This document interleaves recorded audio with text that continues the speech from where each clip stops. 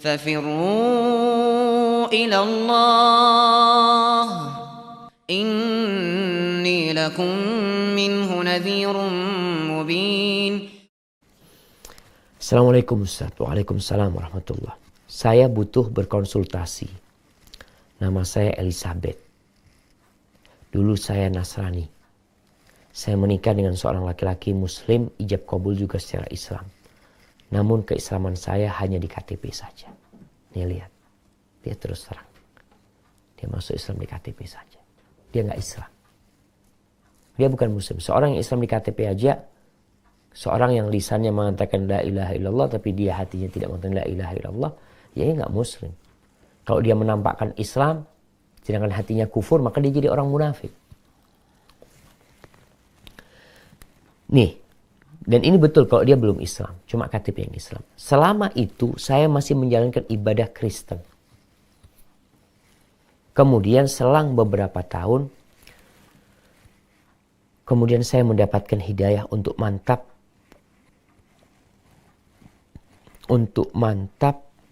memeluk Islam sepenuhnya. Apakah pernikahan kami masih sah? Apakah kami harus menikah ulang? Ya, berkaitan dengan ahlul kitab ini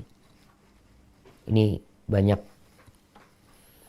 menjadi polemik ya, tentang bolehkah seorang muslim menikah dengan ahlul kitab. Mungkin bisa dibuka dalam Al-Quranul Karim. Coba dibuka surah Al-Ma'idah ayat 5. Surat Al-Ma'idah ayat 5. Berkaitan dengan menikahi ahlul kitab. Allah mengatakan al-yawma uhilla lakumut thayyibat. Pada hari ini dihalalkan bagi kalian yang baik-baik. Makanan yang halal. Wa ta'amul ladzina utul kitab hillul lakum wa ta'amukum hillul lahum. Dan makanan ahlul kitab, sesembelihan ahlul kitab, orang Nasara dan Yahudi itu halal buat kalian. Ingat, Nasara dan Yahudi di masa Nabi, mereka sudah menyimpang. Maka yang dikatakan adalah orang-orang kafir dari kalangan Nasara dan Yahudi. Itu halal sesembelihan mereka. Sesembelihan kita juga halal buat mereka. Wal muhsanatu minal mu'minat wal muhsanatu minal ladzina utul kitaba min qablikum. Dan wanita-wanita yang menjaga dirinya dari kalangan orang-orang beriman dan wanita-wanita yang menjaga dirinya dari kalangan ahlul kitab, itu halal buat kalian. Idza ataitumuhunna ujurahunna muhsinina ghaira musafihin wala muttakhidhi akhdan. Apabila kalian membayarkan kepada mereka mahar mereka untuk menjaga kehormatan diri, bukan untuk berzina, bukan untuk selingkuh, bukan untuk mencari teman-teman tersembunyi untuk berzina. Wa man yakfur bil iman faqad habita amaluhu wa huwa fil akhirati minal khasirin. Dan barang siapa yang kufur setelah dia menyatakan keimanan, maka amalan dia akan gugur dan dia termasuk orang-orang yang merugi. Jadi berkaitan dengan pernikahan seorang muslim dengan ahlul kitab, lakinya muslim, wanitanya ahlul kitab, itu sah. Sah, nggak ada masalah. Apalagi setelah itu dia masuk Islam, apakah perlu mengulangi nikahnya? Nggak perlu mengulangi nikahnya karena pernikahan dia sah.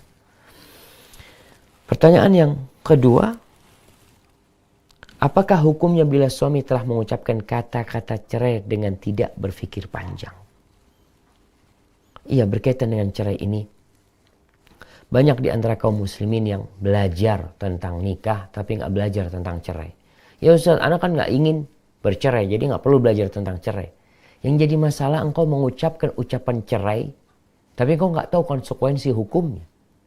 Berarti harus belajar. Bukan karena niat cerai, tapi karena untuk menjaga diri. Jangan sampai Anda melakukan sesuatu yang akhirnya bisa jatuh cerai. Ketahuilah bahwasanya cerai ini termasuk sesuatu yang serius dan guraunya sama. Rasul sallallahu alaihi wasallam mengatakan salatun jidduhunna jiddun wa hasluhunna jiddun. Ada 3 perkara yang seriusnya serius, yang guraunya serius. Orang bergurau mengatakan kepada dia, ini serius. Apa 3 hal ini? Yang pertama adalah at-talaq. Yang pertama nikah. Yang kedua talak. Yang ketiga raja'ah, rujuk. Atau dalam riwayat lain itik, membebaskan budak. Berkaitan dengan hal ini, jadi seorang ketika mengatakan cerai, maka perlu dilihat apa ucapan cerai itu. Apakah menjatuhkan cerai atau mau bercerai atau rencana bercerai. Kalau gitu nanti kita cerai nih, ini rencana. Nanti aku ceraikan kamu. Ini ada rencana untuk menceraikan keinginan. Tapi kalau dia aku menceraikan kamu berarti dia cerai. Atau ada ucapan cerai itu yang kiasan. Udah sana pulang ke rumahnya. Ini butuh niat. Kalau niatnya menceraikan jatuh cerai. Dan berkaitan dengan cerai ini jamaah, mungkin bisa dibuka di surah Al-Baqarah. Surat Al-Baqarah ayat 229. 229. Allah mengatakan at-talaqu marratan. Ingat nih, orang supaya tidak mudah-mudah menceraikan. Tolak, bercerai yang boleh rujuk itu 2 kali. Fa'imsakun bima'ruf au tasrihum biihsan. Maka setelah itu jaga istrimu dengan cara yang baik. Atau kalau memang gak pas, ya lepaskan dia dengan cara yang lebih baik. Islam tuh nikah dengan cara yang baik. Tidak ada kezaliman, tidak ada KDRT. Tapi kalau tidak bisa menciptakan keharmonisan, ya udah bercerai. Gak boleh menzalimin istrinya. Istri menzalimin suaminya. Gak boleh. Islam benar-benar memerangi KDRT. Fa'imsakun bima'ruf. Maka jaga. Pegang tuh. Istrinya, suaminya pegang dengan cara yang baik. Kalau nggak bisa, ya udah cerai. Dengan cara yang lebih baik. Walaupun perceraian itu sesuatu yang disukai syaitan. Tapi kadangkala menjadi sesuatu yang harus ditempuh.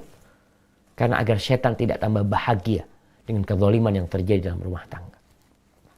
Lalu Allah katakan, وَلَا يَحِلُّ لَكُمْ أَن تَأْخُذُوا مِمَّا آتَيْتُمُوهُنَّ شَيْئًا إِلَّا أَن يَخَافَ أَلَّا يُقِيمَ حُدُودَ اللَّهِ. Dan tidak boleh seorang lelaki mengambil maharnya, menuntut maharnya dikembalikan. Kecuali dalam kondisi ini udah gak harmonis rumah tangganya. Gak bisa dipertahankan. Batasan-batasan Allah gak bisa ditegakkan oleh 2 orang ini, suami istri ini. Akhirnya sang istri mengajukan cerai, gugat cerai. Boleh dia kembalikan maharnya. فَإِنْ خِفْتُمْ أَلَّا يُقِيمَ حُدُودَ اللَّهِ فَلَا جُنَاحَ عَلَيْهِمَا فِيمَا ابْتَدَتْ بِهِ. Gak apa-apa tuh kalau takut gak bisa menegakkan hukum Allah.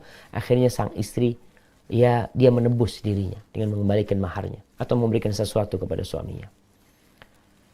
Tilka hududullah fala ta'taduha wa man yata'adda hududallahi fa ulaika humudz zalimun. Itu tuh batasan-batasan Allah, jangan dilampaui, jangan dilanggar.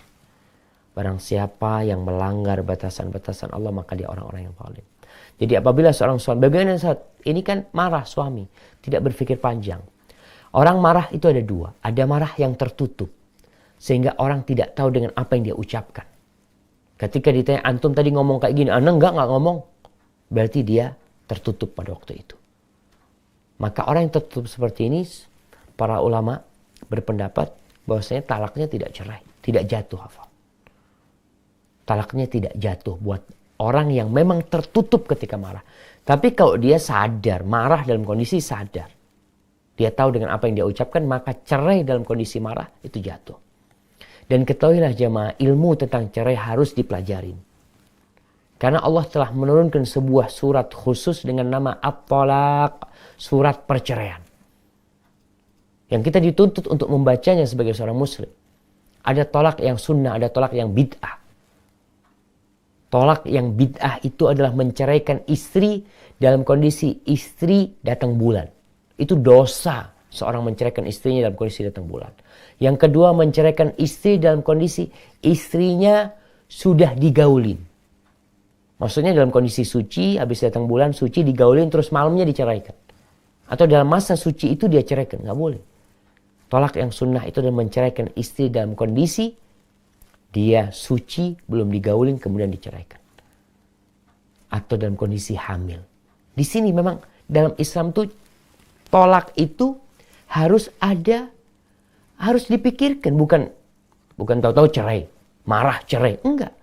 Dia lihat istriku ini Datang bulan nggak? Datang bulan, oh nggak boleh menceraikan. Berpikir seharusnya.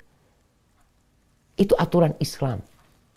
Allah mengatakan, ya ayyuhan nabiyyu idza talaqtumun nisaa fatalliquhunna li'iddatihinna. Wahai Nabi, apabila kalian menceraikan wanita, maka ceraikan mereka di masa iddahnya yang sesuai dengan sunnah. Maka perlu belajar supaya Allah nggak murka sama kita. Gara-gara kita melakukan dosa, lalu kita nggak sadar. Ustaz, ana nggak tahu, ana nggak paham. Antum nggak belajar. Antum kuliah S1, S2. Antum menumpuk pendidikan tinggi. Sesuatu yang dibutuhkan antum dalam rumah tangga, antum tidak peduli.